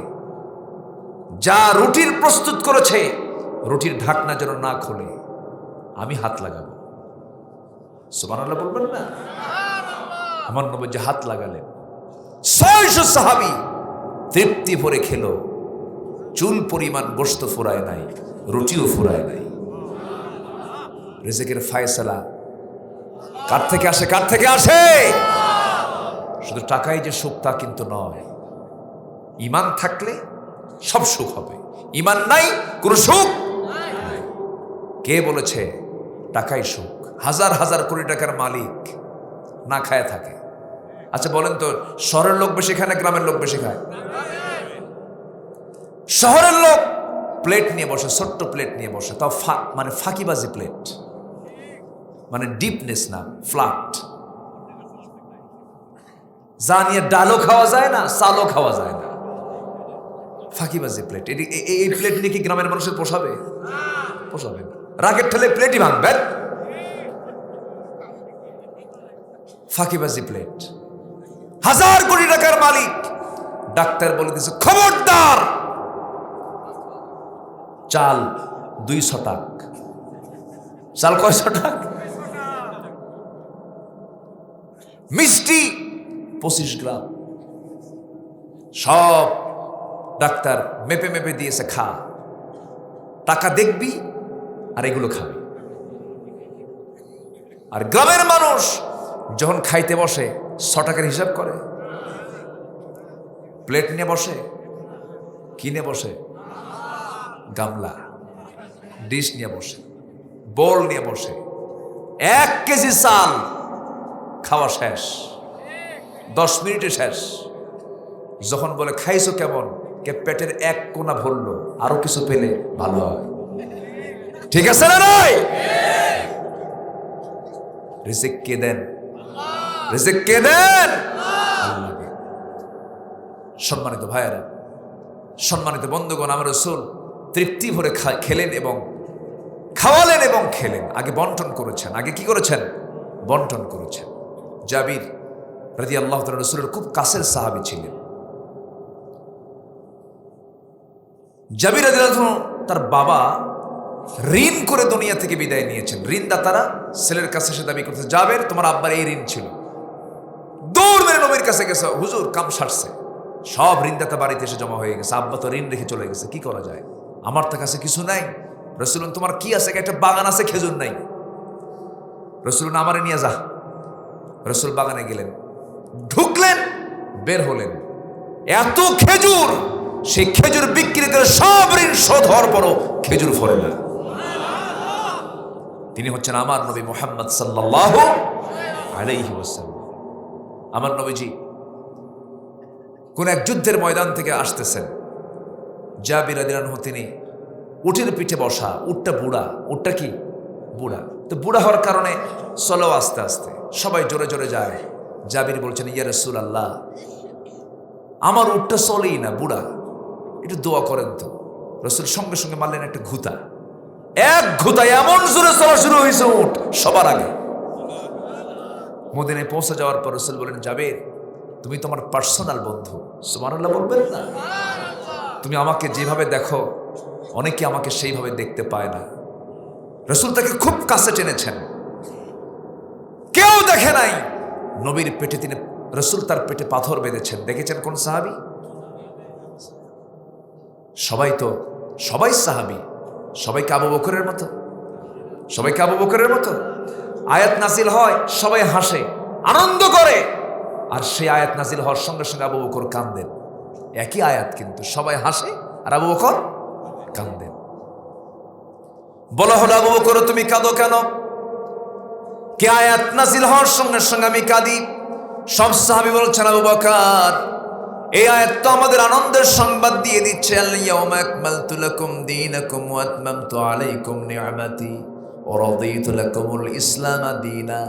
দিনটা পরিপূর্ণ করে দিয়েছেন আল্লাহ তাআলা। আল্লাহ তাআলা আমাদের প্রতি রাজি হয়েছেন, সন্তুষ্ট হয়েছেন। এর চাইতে বড় আনন্দ কি হতে পারে? এবার আবু বকর বলছেন, শোনো, দিনের কাজ তো পরিপূর্ণ হয়ে গেছে, কিন্তু তোমরা কি জানো আমার প্রাণের রাসূল আর দুনিয়াতে থাকবেন না?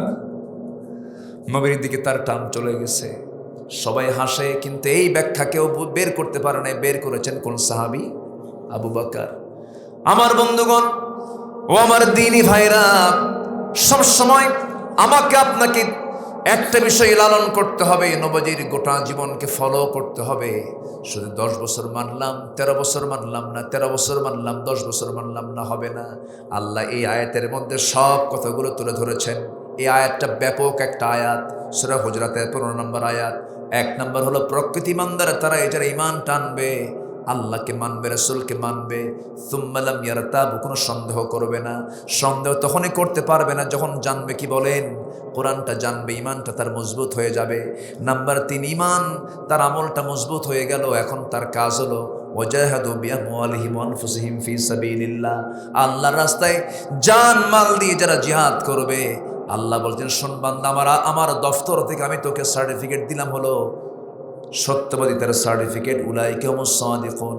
আল্লাহ তাআলা সত্যবাদিতার সার্টিফিকেট যদি দিয়ে দেন, ওই বান্দার জন্য জাহান্নাম না জান্নাত, জাহান্নাম না জান্নাত।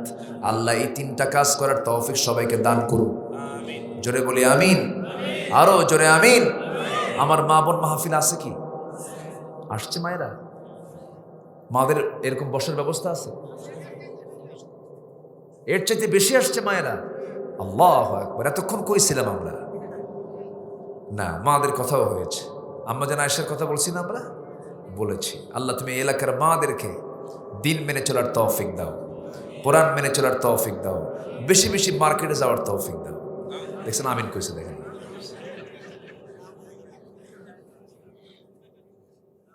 আচ্ছা, আমি বুঝি না, আচ্ছা মেয়েদের কাজ কি বাইরে বেশি না ভিতরে বেশি বলেন তো? যার 5টা ছেলে মেয়ে আছে, উপায় আছে কোন? যার 5টা ছেলে মেয়ে আছে, আল্লাহ তাআলা আমাকে 5টা সন্তানের বাপ বানাইছে। 4টা মেয়ে, 1টা ছেলে, সব বলেই ফেললাম তো, দেখতেছি খুব কাছাকাছি মনে হচ্ছে আমার আজকে। কারণ লোকগুলো মানে এমনভাবে বসে আছে, মনে হয় যে আমার কত দূর, কত আগের সব স্বজন, কাছের মানুষ। আলহামদুলিল্লাহ, খুব ভালো। তো 4টা মেয়ে আমার, 1টা ছেলে। তা আমি তো দেখি যে একটা মা যখন সে মা হতে চায়, যদি সে আদর্শ মা হতে চায়, সন্তান লালন পালনের সময় তো তার নাই। সে ঘুরবে কখন, সে কাজ করবে কখন? সারাদিন ধরে লিপস্টিক মাখে, আশকারা মাস্কারা, যুবকের তো কাম সারা। আমি কি ভুল বলতেছি? আচ্ছা, মেয়েরা যে সাজে, সে যে বাইরে যায়, কাকে সন্তুষ্ট করার জন্য যায় বলেন তো? বলেন তো, মেয়েরা সাজবে কাকে সন্তুষ্ট করার জন্য? আর ওরা সেজে যায় কাকে সন্তুষ্ট করার জন্য? রিক্সাওয়ালা, ভ্যানওয়ালা, যা আছে সবাই যেন দেখে, আমার জন্য কয় না খুব সুন্দরী। এটা হলো বলেন তো? জোরে কর নাউজুবিল্লাহ, জোরে কর নাউজুবিল্লাহ। আপনি এমন করবেন কেন? আপনি এমন করবেন কেন? ঢং ঢং করে মার্কেটে চলে যায়, ঘন ঘন যায়। আপনি যাবেন, স্বামীকে নিয়ে যান, যাবেন বড় ছেলেকে সাথে নিয়ে যান, যাবেন বড় ভাইকে সাথে নিয়ে যান, পর্দা করে যান, বাধা নাই, কোনো সমস্যা নেই। একা চলে যায় মার্কেটে, যাওয়ার আগে স্বামীকে ধমক মারে, তুমি কি মার্কেট বুঝো? কসু বুঝো? 300 টাকার শাড়ি 1000 টাকা দিয়ে নিয়ে আসো, তো সংসার শেষ করে দিলা। এরকম মহিলা তো আদম দিঘি নাই।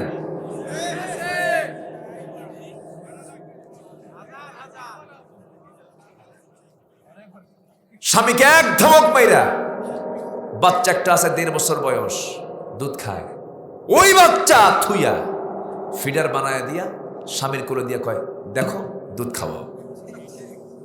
চলে গেছে মার্কেটে, ঢং ঢং করে 3 পিস পরে চুলটা ছেড়ে দিয়া দোকানদারের সামনে গিয়া স্বামীর সামনে ঝাঁকি মেরে ওয়াজ করে, ঝাঁকি মেরে কথা বলে। দোকানদারের সামনে যায়, এত সুন্দর করে বসে, আর একখান মুচকি হাসি মেরে বলে, ভাইয়া আছে না একটা শাড়ি দেখানো যাবে কি? দোকানদার তো এই ওয়াজ শুনেই কায়ত হয়ে পড়ছে। আছে না এরকম? আছে না? আল্লাহ বলছেন ওয়াকুলনা কাওলাম মা'রুফা, মেয়েরা তোমরা যখন পরপুরুষের সঙ্গে কথা বলবা, ন্যায় সঙ্গত কথা বলো, বাড়তি করে, এক্সেস করে, নিক্কণ সুরে, সুন্দর করে সাজায়া কথা বলো না, মুখের মধ্যে নখ ঢুকায়া কথা বলো। কার কথা? আল্লাহর কথা। স্বামীর সামনে ঝাঁকি মেরে ওয়াজ করে, আর বাইরে গেলে একদম সুরেলা কণ্ঠে ওয়াজ করে, কি সুন্দর কথা বলে। একটা শাড়ি দেখানো যাবে কি? দোকানদার শাড়ি একখান বের করে নিজের গায়ে লটকায় দিয়ে বলে, আপা এই শাড়ি কিন্তু আপনাকে দারুণ মানাবে। ওটা আরেক বদমাইশ আছে না? এই তো অবস্থা। এগুলো বাদ দিতে হবে আমার মা। এগুলো করার সময় নাই আপনার। দিন শুরু হবে কোরআন তেলাওয়াত দিয়ে, নামাজ দিয়ে। বিছানায় যেতে হবে আল্লাহর কালাম তেলাওয়াত করতে করতে। দেখবেন আপনার পরিবারে আপনি জান্নাতের গন্ধ পাচ্ছেন, স্বর্গীয় বাতাস আপনার পরিবারে বহমান হচ্ছে। আল্লাহ তাআলা প্রত্যেক পরিবারকে কোরআনের পরিবার হিসেবে কবুল করুন। কোরআনের গন্ধ যেন প্রত্যেক পরিবারে থাকে। আল্লাহ তাআলা সেই পরিবার গড়ার তৌফিক এই গ্রামবাসীকে, এলাকাবাসীকে দান করুন। জোরে বলি আল্লাহুম্মা আমিন। আমি আর কথা বাড়াবো না। হঠাৎ করে গত 10 দিন আগে এখানে আমার এক বন্ধু আব্দুল গনি নাম, মৌলানা আব্দুল গনি, একজন বক্তা, আদম দিঘি বাড়ি তার, আলতাফ নগরের দিকে তার বাড়ি। আব্দুল গনি, হ্যাঁ, ও আদম দিঘির পাশে, আলতাফ নগরের পাশে মনে হয় না, কোথায় যেন। হ্যাঁ, আচ্ছা যাই হোক। তো উনি হঠাৎ করে 1 বছর ধরে আমার পেছনে লেগে আছে। তা আগামী 17 না 18ই জানুয়ারি, মনে 18ই জানুয়ারি, আগামী 18ই জানুয়ারি একটা প্রোগ্রাম আশেপাশে কোথায় যেন আছে, আমি বলতে পারতেছি না। হ্যাঁ, আচ্ছা, পারঘাটা পারসন, হ্যাঁ পারঘাটা পারসন, চাপাপুর, মানে সব লোকের চাপা বেশি ওখানে। আচ্ছা, চাপাপুর, এখানে একটা প্রোগ্রাম আছে আগামী 18ই জানুয়ারি। সবাই যাবেন ইনশাল্লাহ? যাবেন না? ইনশাআল্লাহ। জি, আল্লাহ তাআলা দ্বীনের কথাগুলো শোনার আগ্রহ যতটুকু, আল্লাহ তাআলা মানার আগ্রহ নিয়ে শোনার তৌফিক দান করুন। জোরে বলি আল্লাহুম্মা আমিন। ইয়ারশাবাদ কামনা করছি। আসুন আমরা এখন সোজা দোয়ার দিকে যাই। আমার সাইফুল ভাইকে চেনেন তো? চেনেন না? ওনাকে দেখছি 5 বছর আগে। দেখছি কোন জায়গা থেকে জানেন? মাঝখানে একটা বেড়া ছিল, ওটাকে কি করে, ওই মানে শিক, লোহার শিক। ভাই বাইরে থেকে দেখছে আমার ভিতরে, বোঝেন নাই? আমার সাইফুল ভাই তো খুব কাছের মানুষ। আমি জানি না যে ওনার এখানে মাহফিল, এখানে এসে দেখতেছি উনি সারপ্রাইজ দিয়েছেন আমাকে, কয় আমার মাহফিল তো এটা, আমি জানতাম না। তো সাইফুল ভাই গ্রাম, তারপরে আমার আরও কারা কারা আছেন, আলহামদুলিল্লাহ। আল্লাহ তুমি আমাদের এই যুবক ভাইদের এই খেদমতকে তুমি আল্লাহ কবুল করো, জোরে বলি আল্লাহুম্মা আমিন। এই মাহফিল প্রত্যেক বছর হোক, আপনারা চান না ইনশাআল্লাহ? আল্লাহ তুমি এই মাহফিলকে কবুল করে নাও। এই মাহফিল সাথে যুবকদের যে কার্যক্রমগুলো আল্লাহ তুমি বরকত দিয়ে ভরায় দাও, জোরে বলি আল্লাহুম্মা আমিন। সবাই নামাজের মতো করে বসি, নামাজের মতো করে বসে আমরা চাইবো এখন কার কাছে? আল্লাহর কাছে। রেজাউল করিম দোয়া।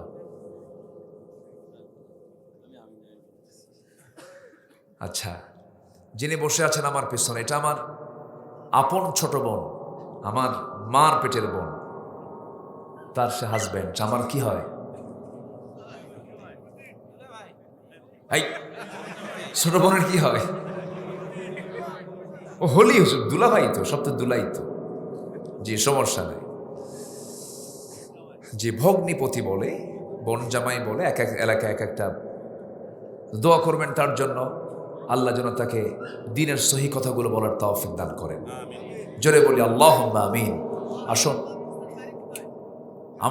আমার গ্রাম, হ্যাঁ আমার গ্রাম হলো বগুড়া জেলার, বগুড়া জেলা চিনেন তো? হ্যাঁ, শেরপুর থানায় আমার বাড়ি। আমি পড়াশোনা করেছি ঢাকা আলিয়া থেকে, কামিল করেছি, ঢাকা ইউনিভার্সিটি থেকে অনার্স মাস্টার্স করেছি, শেষ করেছি ঢাকায়। এখন জুমার নামাজ, আমার প্রতিষ্ঠান, আমার কার্যক্রম সব ঢাকা কেন্দ্রিক, আজ থেকে আরও 20-22 বছর আগে, 24 বছর আগের থেকে। তো দোয়া করবেন আল্লাহ যেন দ্বীনের এই খেদমতে আঞ্জাম যেন দেওয়ার তৌফিক দান করেন। বিশ্বের অগণন মানুষের ভালোবাসা পেয়েছি আপনাদের দোয়ায়, দোয়া করবেন না ইনশাআল্লাহ? আসুন আমরা এখন চাইবো কার কাছে? আল্লাহর কাছে। শুনবেন? এখন আগ্রহ আছে আপনাদের?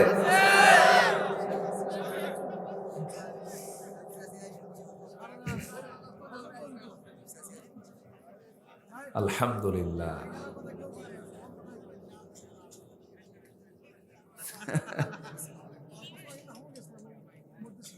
জি আলহামদুলিল্লাহ।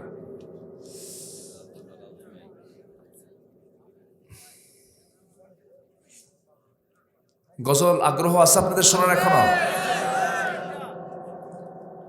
জি, আমরা ছোট্ট একটা গজল গিয়ে আমরা দোয়ার দিকে যাব ইনশাআল্লাহ। আমাদের সবচেয়ে প্রিয় বন্ধু হচ্ছেন মুহাম্মদ সাল্লাল্লাহু আলাইহি ওয়াসাল্লাম। রাসূল যে কত বড় বন্ধু আমাদের, এটা বললে টের পাবো বেশি আরো। সে কোন বন্ধু বলো বেশি বিশ্বস্ত, সে কোন বন্ধু বলো বেশি বিশ্বস্ত, কার কাছে মন খুলে দেয়া যায়, কার কাছে সব কথা বলা যায়, হওয়া যায় বেশি আশ্বস্ত, তার নাম আহমদ বড় বিশ্বস্ত, আহমদ বড় বিশ্বস্ত, যে নাম আহমদ বড় বিশ্বস্ত, মহানবী বলে তারে কেউ বাদ বড় বিশ্বস্ত।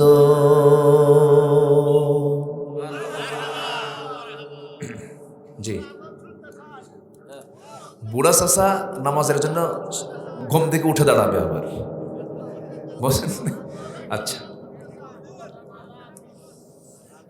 যা হয়েছে আমরা বলে ফেলি আলহামদুলিল্লাহ। অনেক রাত হয়েছে, ফজর পড়বো তো ইনশাআল্লাহ।